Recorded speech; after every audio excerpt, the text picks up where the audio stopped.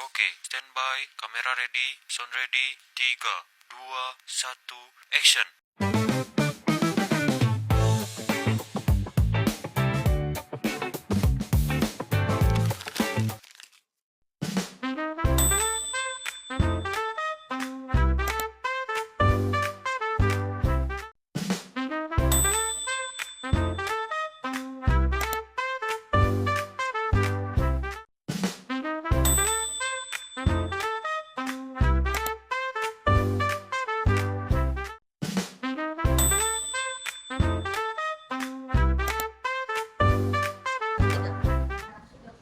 Oke, jadi saya akan menjelaskan mengenai hutang pajak.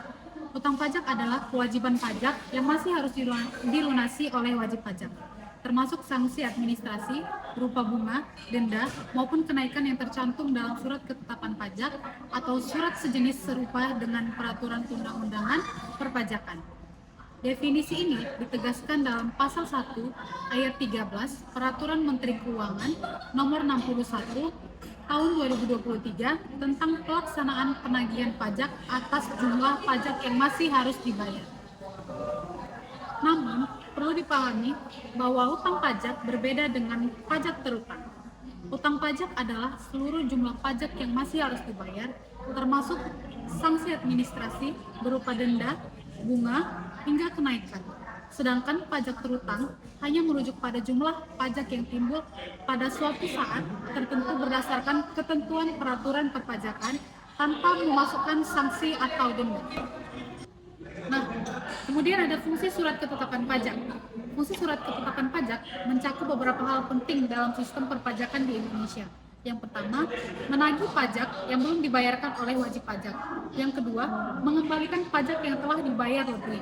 Yang ketiga, menyampaikan informasi mengenai jumlah pajak yang terutang. Yang keempat, menjatuhkan sanksi administrasi kepada wajib pajak yang tidak memenuhi ketentuan perpajakan. SKP berperan penting dalam menjaga kepatuhan dan keteraturan administrasi perpajakan di Indonesia, serta menjadi alat kontrol pemerintah terhadap pelaporan pajak. Merujuk pada Pasal 4 Ayat 2 Peraturan Menteri Keuangan Nomor 61 Tahun 2023, berikut ini jenis-jenis pajak. Yang pertama, pajak penghasilan, pajak pertambahan nilai, pajak penjualan atas barang mewah, pajak penjualan, bea materai, pajak bumi dan bangunan, meliputi sektor perkebunan, perhutanan, dan pertambangan, dan yang terakhir adalah pajak karbon. Penyebab timbulnya hutang pajak, menurut buku hukum pajak Erli Suhandi, sejatinya hutang pajak timbul apakah disebabkan oleh undang-undang perpajakan ataukah karena tindakan pejabat pajak. Sehingga timbulnya hutang pajak dapat didasarkan pada dua kondisi, yakni yang pertama, kondisi formil. Karena kondisi diterbitkan surat ketetapan pajak oleh Fiskus. Yang kedua, kondisi material. Karena kondisi tertentu seperti perbuatan misalnya melakukan impor barang, keadaan seperti memiliki harta bergerak dan harta tidak bergerak. Ada juga tentang peristiwa yang meliputi mendapat hadiah undian. Dengan demikian, secara umum, utang pajak yang ditanggung WP disebabkan beberapa hal seperti yang pertama, hasil pemeriksaan pajak, keterlambatan pembayaran, kesalahan perhitungan, dan sanksi administrasi pajak. Baiklah, selanjutnya ada dampak dan konsekuensi hutang pajak. Hutang pajak berdampak pada diterbitkannya surat tagihan pajak atau STP. Hal ini diatur dalam PMK nomor 189 tahun 2020 tentang tata cara pelaksanaan penagihan pajak atas jumlah pajak yang masih harus dibayar. Proses penagihan pajak oleh DJP kepada wajib pajak yang tidak melunasi tunggakan pajak sebagai berikut. Yang pertama, DJP kirim surat dasar penagihan pajak. Yang kedua, pengiriman surat teguran jika wajib pajak tidak ajukan angsuran atau penundaan dan atau tidak melunasinya hingga jatuh tempo. Yang ketiga, diterbitkan surat paksa jika surat teguran sudah lewat dari 21 hari. Yang keempat, kemudian jurusita juga akan mengumumkan di media massa pencegahan dan penyanderaan jika hutang pajak juga belum dilunasi. Yang kelima, surat perintah melaksanaan penyitaan atau SPMP diterbitkan setelah surat paksa lewat dari 2 kali 24 jam. Yang keenam, Selain itu, penyanderaan akan dilakukan selama 6 bulan dan dapat diperpanjang 6 bulan berikutnya. Yang ketujuh, DJP akan melakukan lelang apabila sudah melewati 14 hari sejak tanggal penyitaan. Sebagai konsekuensinya, WP harus menanggung sejumlah sanksi, denda, dan bunga atas hutang pajak yang tidak dibayarkan. Bahkan, beban hutang pajak yang harus dilunasi dapat semakin memberatkan, karena berpotensi adanya penagihan melalui penyitaan aset dan penahanan rekening bank.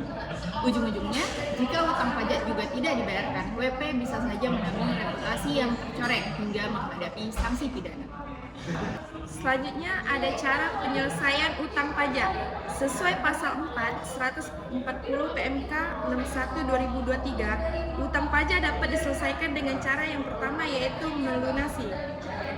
Wajib pajak atau disebut dengan WP dapat menyelesaikan utang pajak dengan cara melunasinya sekaligus sesuai jumlah yang tertera pada surat. Yang kedua ada mengansur. Berikutnya, WP dapat membayar utang pajak dengan cara menyicil atau mengansur sesuai ketentuan peraturan perundang-undangan. Dan yang ketiga ada menunda pembayaran. Pilihan lainnya, WP dapat mengajukan penundaan pembayaran utang pajak sesuai ketentuan peraturan perundang-undangan. Dan yang keempat ada mengajukan keberatan dan banding. Selain itu, WP juga dapat mengajukan permohonan keberatan dan banding atas surat ketetapan pajak yang diterbitkan di DJP. Dan yang terakhir ada peninjauan kembali atau disebut dengan gugatan. WP juga dapat mengajukan peninjauan kembali dan gugatan kepada pengadilan pajak terkait kadaluarsa penagihan pajak. Selanjutnya ada beberapa cara yaitu pelunasan pajak diatur dengan pasal 36 ayat 1. Yang pertama ada mengurangkan atau menghapuskan sanksi administrasi berupa bunga pada kenaikan yang terutang sesuai dengan ketentuan peraturan perundang-undangan. Selanjutnya ada pencegahan. Mengacu pada terjadinya utang pajak seperti yang telah disebutkan di atas, maka ada hal yang memang akan selalu timbul utang pajak kendati tidak adanya penerbitan surat ketetapan dari DJP. Namun, apabila utang pajak tersebut muncul karena adanya SKP, sebaiknya lakukan pencegahan dengan beberapa cara.